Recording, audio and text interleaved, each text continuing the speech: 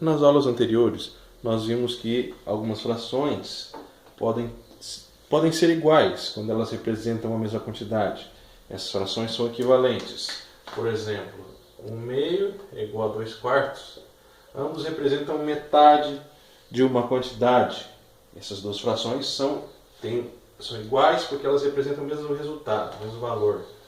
Mas nem todas as frações são iguais. Então é interessante a gente verificar qual delas é maior, qual delas é menor. Então nós vamos aprender a comparar frações nesta aula. Primeiro, quando elas têm o mesmo denominador. Vamos olhar aqui para a bandeira da Áustria.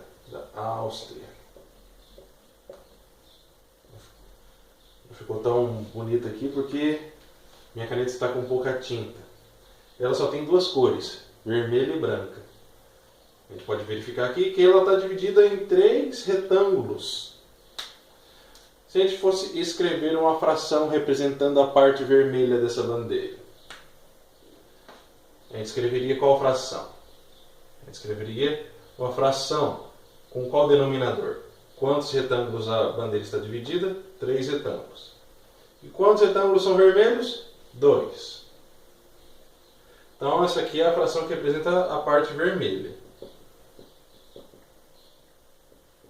Agora, qual fração da bandeira representa a parte branca da bandeira? A gente tem um total de 3 retângulos e só um é branco. Então, 1/3 representa a parte branca da bandeira. Nesse caso aqui, a maior parte da bandeira é vermelha ou branca? É muito óbvio, né? No caso aqui, dá para ver que a maior parte dela é vermelha. Então, nós podemos comparar as duas frações aqui.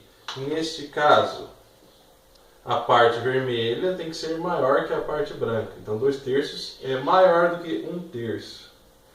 Nesse caso, nós temos duas frações com o mesmo denominador.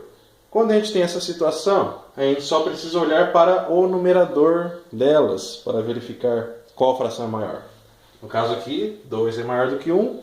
Então, a fração que tem o 2 de numerador é a maior.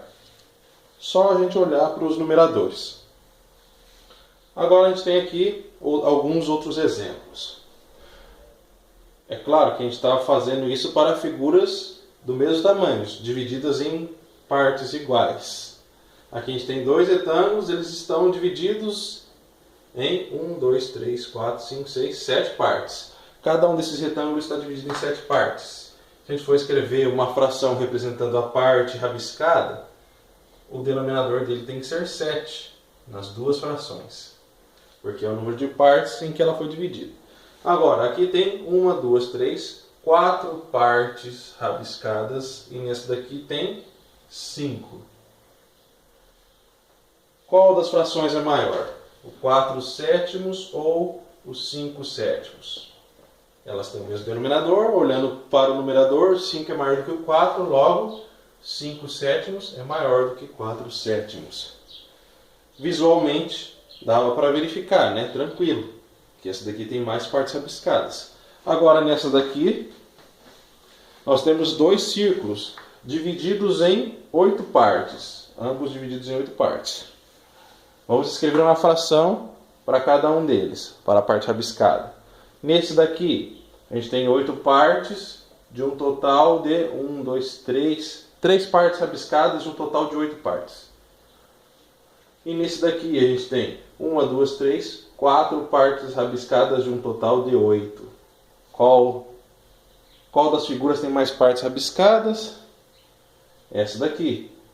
E qual delas tem o maior denominador? Quer dizer, qual delas tem o maior numerador?